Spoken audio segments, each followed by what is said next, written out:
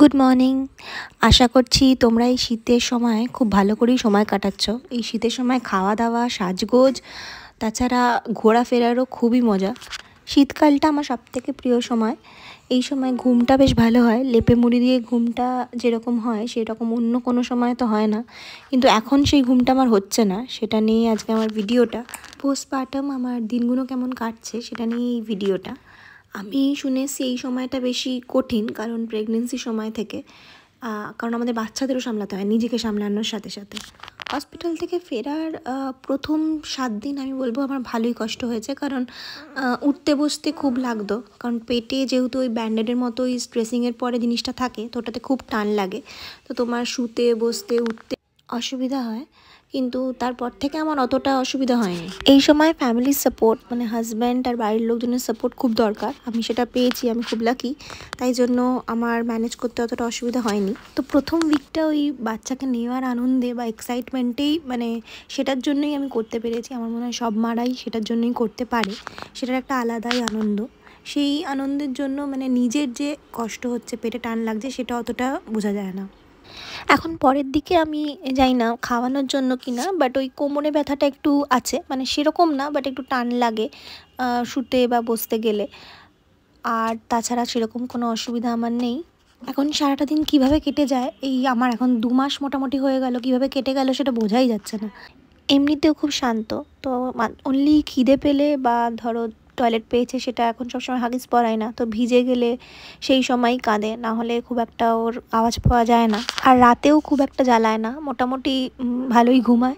তো এক এক দিন হয়তো একটু জেগে থাকলো, সেইটা হয়, কিন্তু টাইম কেটে যায় হচ্ছে ধরো ওকে খাওয়াতে হয় 2 ঘন্টা, মোটামুটি 2.5 ঘন্টা অন্তর খাওয়াতে হয়। কোনো দিন খাইয়ে তারপরে ওকে রেডি করে, মানে ধরো টয়লেট বা পটি করে ফেললো, সেটা পরিষ্কার করলাম, বা ধরো ওই ঢেকুর তোলাতে হয়, নাহলে দুধ বা দই বেরিয়ে যায়, সেটা একটু কষ্ট হয় মাঝে মাঝে গলায়।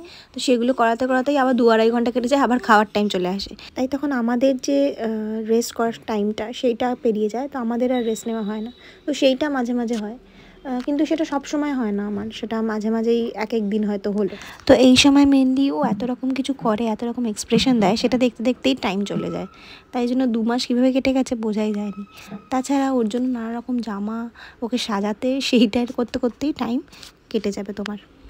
এর মধ্যে 1 মাস বাদে আমার চেক আপ ছিল, সেটা চেক আপে আমার সব ঠিকঠাকই আছে, তো আর কিছু আমার নেই চেক আপের জন্য। আর ওর ভ্যাকসিনেশনের জন্য 1 মাস পরে ছিল, তো সেই চেক আপগুলোও হয়ে গেছে। ওর এখন পরপর 1 মাস অন্তর 3 মাস অবধি ভ্যাকসিনেশন আছে। তো এই ভ্যাকসিনেশনে জ্বরও আসতে পারে। আমরা থ্রম্বোপপ জেল লাগিয়েছিলাম, তাতে ব্যথাটা অনেক কমে যায়। জ্বর এলে প্যারাসিটামল লিকুইড তো আছেই, আর থ্রম্বোপপ জেলটা আমরা 3 দিন মতো লাগিয়েছিলাম। রোজ ভিটামিন আর একটা ক্যালসিয়াম আছে, সেটা খায় ড্রপ। ওকে স্নান করাতে মেনলি আমার মাই হেল্প করে, দুজন থাকলে ভালো হয়, একজনকে ধরতে হয়।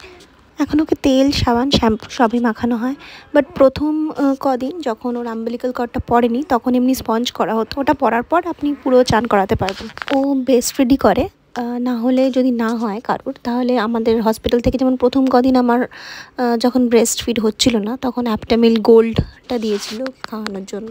ও যেহেতু প্রথম থেকেই হিমালয়ার প্রোডাক্ট ইউজ করছে, সেটা ওর সব স্যুট করেছে, তো ওটাই ইউজ করি আমরা।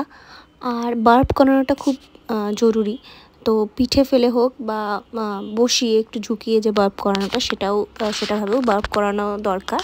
মামি পোকো প্যান্টস, প্যাম্পার্স আমরা দুটোই ইউজ করেছি, তো প্যাম্পার্সটা একটু বেশি ভালো, আর টেপড হলে বেশি সুবিধা হয়, কারণ ওটাতে সাইজটা মানে যদি ছোটও হয় তো ভালো করে অ্যাডজাস্ট করা যায়। আর এখন মাঝে মাঝে সুপার বটমসের যে ন্যাপিগুলো বেরিয়েছে, ওটা পরানো হয়, কারণ সবসময় হাগিস পরানো হয় না। আজকের মতো ব্লগ এই পর্যন্তই। আপনারা ভালো থাকবেন, আর ভালো লাগলে অবশ্যই সাবস্ক্রাইব করতে ভুলবেন না।